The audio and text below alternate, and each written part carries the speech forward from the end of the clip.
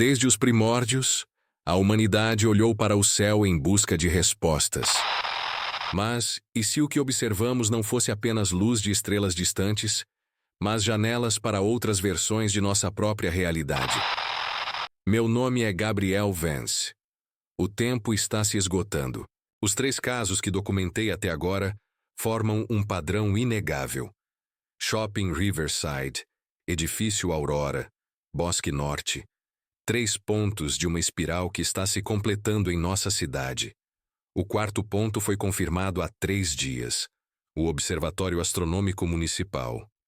Esta é a doutora Elisa Monteiro, astrônoma-chefe do observatório. Ou era, até seu inexplicável desaparecimento na madrugada de 18 para 19 deste mês. O que ela descobriu nos céus pode ser a chave para entender o que está prestes a acontecer. E por que ela não é a única a desaparecer? O Observatório Astronômico Municipal foi inaugurado em 23 de março de 1923, exatamente 100 anos antes da data que está se aproximando. Seu telescópio principal, com lentes fabricadas na Alemanha, é considerado um dos melhores instrumentos astronômicos de sua época, ainda em funcionamento. A doutora Elisa Monteiro, 58 anos, trabalhou no observatório por mais de 2 décadas. Especialista em radioastronomia, era respeitada por seu rigor metodológico e ceticismo científico. Na noite de 18 de março, doutora Elisa estava trabalhando sozinha no observatório, analisando dados de radiotelescópios remotos que complementam o trabalho do telescópio óptico local. Às 23h17, ela registrou um padrão de radiofrequência anômalo, vindo de um setor específico do céu. Um sinal que não correspondia a nenhum fenômeno astronômico conhecido. Às 23h42, enviou um e-mail urgente para 3 colegas, descrevendo sua descoberta e anexando os dados preliminares. A mensagem terminava com: "Isso muda tudo o que pensávamos saber. Venham imediatamente." Esta é a última imagem registrada da doutora Elisa. 23h51. Dirigindo-se à cúpula principal para a observação direta do setor de onde vinha o sinal. Às 23h57, todas as câmeras do observatório registraram simultaneamente 6 minutos de estática pura. Quando voltaram a funcionar, não havia sinal da doutora Elisa. A polícia foi acionada quando seus colegas, preocupados com o e-mail, chegaram ao amanhecer e não a encontraram. Não havia sinais de arrombamento, violência ou qualquer indicação de para onde ela poderia ter ido. Elisa não era o tipo de pessoa que fazia alardes desnecessários. Se ela disse que aquela descoberta mudava tudo, era porque realmente tinha encontrado algo extraordinário. Quando cheguei ao observatório por volta das 6h30 da manhã, tudo parecia normal. Seus pertences ainda estavam lá: bolsa, casaco, as chaves do carro. O computador estava ligado, mas bloqueado com senha. Havia uma xícara de café pela metade, ainda morna. Suas anotações manuscritas estavam espalhadas pela mesa. A última entrada dizia apenas: "O padrão é inconfundível. Espiral." Este desenho estava circulado várias vezes. Ao lado, ela escreveu: "Similar ao padrão de 1923. Presumo que estivesse se referindo a alguma observação histórica. Subi para a cúpula, onde o telescópio principal está localizado. O telescópio estava apontado para uma região específica do céu, entre Cassiopeia e Cefeus, uma área sem estrelas particularmente notáveis. O mais perturbador eram estas marcas no chão. Pareciam queimaduras, mas em um padrão perfeitamente circular ao redor do telescópio. E no centro, este mesmo símbolo, como se tivesse sido gravado no chão por calor intenso. Os técnicos forenses não conseguiram determinar o que poderia causar tal marca. Tentamos recuperar os dados que Elisa havia anexado ao e-mail, mas os arquivos originais haviam sido corrompidos. O anexo que recebemos estava igualmente comprometido. Apareciam apenas fragmentos de dados e imagens distorcidas. Este foi o único fragmento que conseguimos recuperar parcialmente. É uma representação visual do sinal de rádio que ela detectou. Mesmo sendo apenas uma fração do sinal completo, é possível ver que forma um arco, como parte de uma espiral, exatamente como o desenho em suas anotações. O que mais me preocupa não é apenas o desaparecimento de Elisa, mas o que aconteceu depois. Nas 3 noites seguintes, o observatório recebeu visitantes para as sessões públicas de observação, e 7 dessas pessoas relataram experiências perturbadoras. Elas descreveram momentos em que, ao olhar pelo telescópio, o céu parecia mudar. Constelações em posições erradas, estrelas com cores impossíveis. Uma mulher jurou ter visto 2 luas no céu. Inicialmente, atribuímos isso à sugestão psicológica devido às notícias sobre o desaparecimento de Elisa, até que começaram a aparecer as marcas. 5 dessas pessoas desenvolveram marcas idênticas na pele após as observações. Sempre o mesmo padrão espiral, sempre na mesma localização, pulso direito. Suspendemos as sessões públicas imediatamente, alegando manutenção de emergência.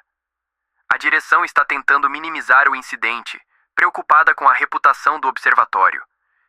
Tem mais uma coisa. Na noite passada, voltei ao observatório para recolher alguns documentos pessoais de Elisa para entregar à sua família. Quando estava na cúpula, ouvi a voz dela. Vinha do telescópio, como se estivesse do outro lado da lente. Ela dizia apenas uma frase repetidamente. Ele vem pelo céu errado, no dia 23, impedidos. Consegui acesso ao observatório 3 dias após o desaparecimento da Dra. Elisa, graças à cooperação relutante do Dr. Marcos. As marcas no piso permaneciam visíveis, embora uma tentativa de limpeza tivesse sido feita. O padrão da espiral era inconfundível, idêntico aos observados nos casos anteriores. O telescópio principal ainda estava fixado na mesma coordenada celeste da noite do desaparecimento. A região entre Cassiopeia e Cefeus, uma área aparentemente comum do céu. Foi ao examinar as lentes do telescópio que encontrei algo significativo. Na borda da lente objetiva principal, gravado de forma quase microscópica, estava o símbolo da espiral invertida. Os registros indicam que as lentes foram fabricadas especialmente para este observatório em 1922 por um fabricante alemão chamado Werner Optics. O nome imediatamente chamou minha atenção. Friedrich Werner, fundador da Werner Optics, era filho de Albrecht Werner, o mesmo médico que fundou o sanatório que mais tarde se tornaria o Memorial Hospital, nosso terceiro ponto na espiral. Mais revelador ainda, o observatório foi inaugurado exatamente no dia 23 de março de 1923. Sua localização, quando comparada no mapa com os 3 pontos anteriores, forma precisamente o 4º ponto previsto no padrão da espiral. As leituras de campo eletromagnético na cúpula mostraram anomalias significativas, padrões de interferência similares aos detectados no Bosque Norte e no edifício Aurora. A nota da Dra. Elisa sobre um padrão de 1923 me levou a investigar os registros históricos do observatório. Nos arquivos originais, encontrei algo extraordinário. O registro da primeira observação oficial realizada pelo telescópio na noite de inauguração. O astrônomo responsável, Dr. Heinrich Müller, registrou a observação de um fenômeno celestial anômalo na mesma região do céu que a Dra. Elisa estava observando na noite de seu desaparecimento. Seu desenho do fenômeno mostra claramente um padrão espiral formado por estrelas que, segundo suas anotações, apareceram momentaneamente e depois desvaneceram. Nas suas palavras, por 7 minutos precisos, o céu mostrou-se diferente. Constelações em posições impossíveis, corpos celestes nunca antes catalogados, como se observássemos o céu de outro lugar ou outro tempo. A entrada final é particularmente perturbadora. Werner tinha razão. O telescópio funciona conforme planejado. A janela foi brevemente aberta. Os observadores foram vistos. O termo observadores aparece sublinhado 3 vezes, sugerindo sua importância. A mesma terminologia encontrada nos escritos do Dr. Albrecht Werner sobre os pacientes do sanatório que relatavam serem observados por entidades entre as árvores no Bosque Norte. Consegui contatar 3 das pessoas que relataram experiências estranhas durante as sessões públicas após o desaparecimento da doutora Elisa. Clara Medeiros foi a primeira. Eu nunca tive interesse especial em astronomia. Fui ao observatório como parte de um programa cultural da empresa onde trabalho. Quando olhei através do telescópio principal, inicialmente vi o normal estrelas, a escuridão do espaço. Então algo mudou. Foi como um piscar de olhos, mas quando reabri, o céu estava diferente. As estrelas formavam padrões que nunca vi em nenhum livro de astronomia. E havia cores que não deveriam estar lá. E no centro do campo de visão, as estrelas formavam este padrão como uma espiral invertida. No centro da espiral havia uma escuridão. Não apenas ausência de estrelas, mas uma escuridão que parecia observar de volta. Quando me afastei do telescópio, ninguém mais parecia ter notado nada estranho. Quando mencionei, o guia pareceu desconfortável e mudou de assunto. Foi só na manhã seguinte que notei a marca no meu pulso. Desde então, tenho sonhos. Sempre o mesmo. Estou flutuando no espaço, olhando para a Terra. Mas não é exatamente a nossa Terra. Os continentes estão diferentes. E há alguém ao meu lado, embora eu nunca consiga ver claramente. Diz sempre a mesma coisa. No dia 23, todos os céus serão um. Analisando os fragmentos recuperados dos dados da doutora Elisa, consegui reconstruir parcialmente o padrão do sinal que ela detectou. Quando sobreposto aos outros sinais anômalos detectados nos casos anteriores, as interferências elétricas no shopping, as ligações do apartamento 512 e as leituras magnéticas do Bosque Norte, o padrão é inconfundível. Juntos formam uma espiral completa. E o que é mais significativo, quando analisados como um código de radiofrequência e convertidos em dados visuais, revelam coordenadas precisas. Coordenadas que apontam para o marco zero da cidade, o ponto exato onde ela foi fundada em 1823. Atualmente ocupado pelo monumento ao fundador. E a data codificada no padrão. 23 de março deste ano, exatamente 100 anos após a inauguração do observatório, e agora apenas 4 dias no futuro.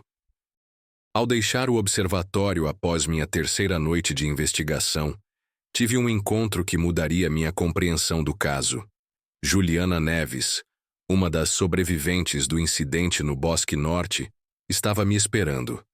Seu comportamento era diferente do nosso último encontro. Você está começando a ver o padrão completo, não é, Sr. Vance? Faltam apenas 4 dias. O ciclo está quase completo. O que você sabe sobre isso, Juliana? Por que está aqui? Não estou aqui apenas por você. Estou aqui pelo mesmo motivo que você.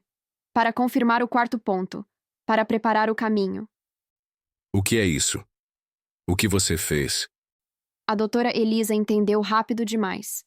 Viu o padrão completo antes do tempo. Alguns precisam transitar antecipadamente.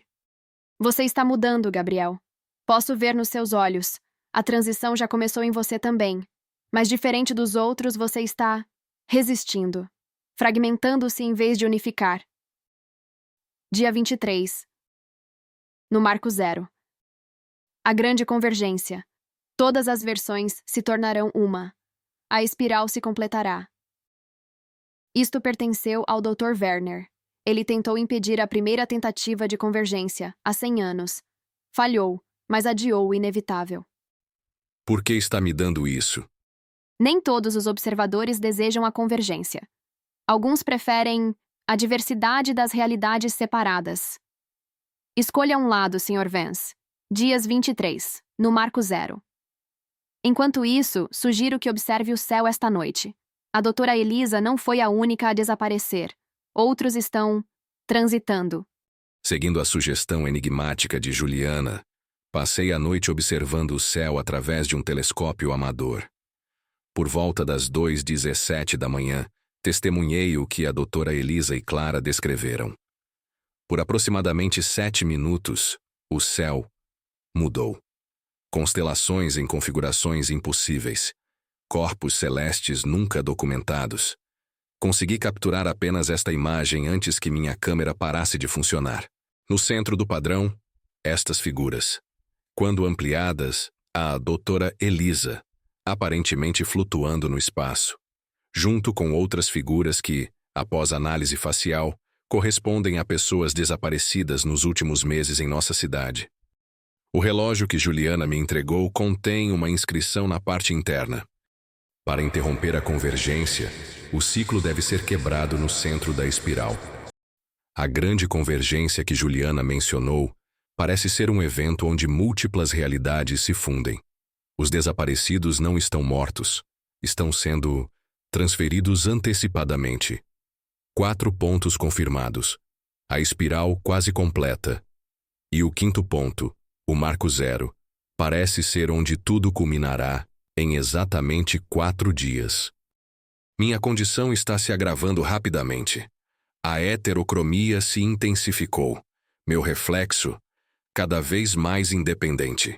E agora, estou começando a ter flashes de memórias que não são minhas, vidas que nunca vivi. Isto será meu último registro antes do dia 23.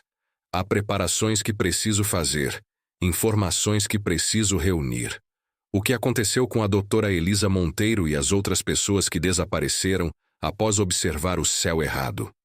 Clique no desfecho oficial para descobrir a explicação científica que desafia nossa compreensão convencional de astronomia e percepção humana.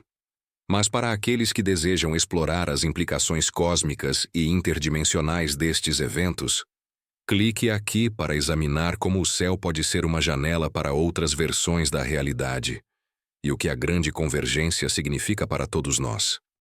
Qual versão da verdade você acredita? A escolha pode ser mais importante do que imagina.